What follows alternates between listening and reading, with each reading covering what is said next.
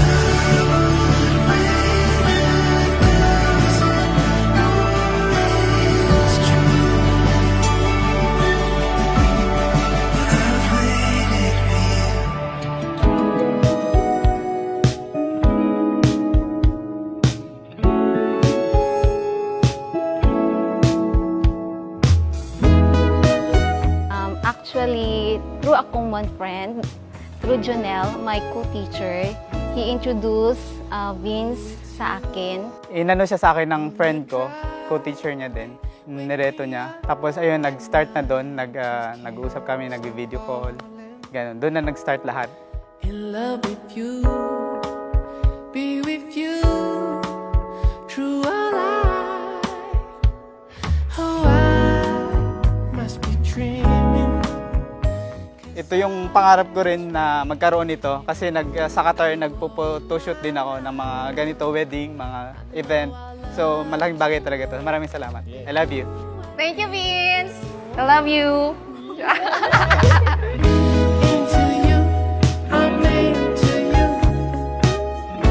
Loving you is easy from the start. Ooh, 'cause I want to. Siguro yung feeling na starstruck, yung parang matutulala na finally ito na yung moment na hinihintay namin, yung pang ganun. Aside from that, neighbor pala kami before. Border siya, malapit lang sa amin. And one time, through video chat, nag-uusap sila ni Jonel. Suddenly, yung camera ni Jonel natutok sa akin. Then, doon nagsimula lahat. Yung nagkita kami doon sa True Online. Oh, I must be dreaming, 'cause I was waiting on you all my life. I know our love is true. With me, you'll be the one. Into you, I'm made to you. Loving you is easy from the start. Ooh, 'cause I want to.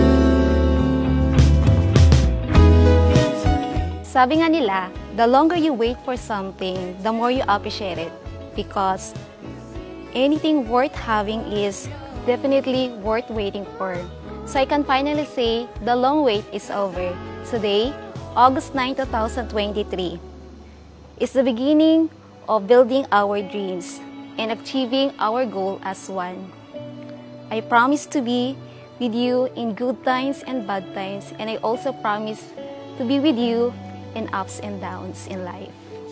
This is it. Today, you become my wife, but you are also my best partner, friend, and my true love.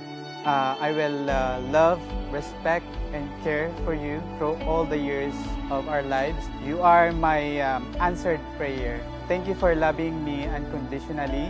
You made me a better person for loving me for who I am. I will be proud to be called your husband. I love you.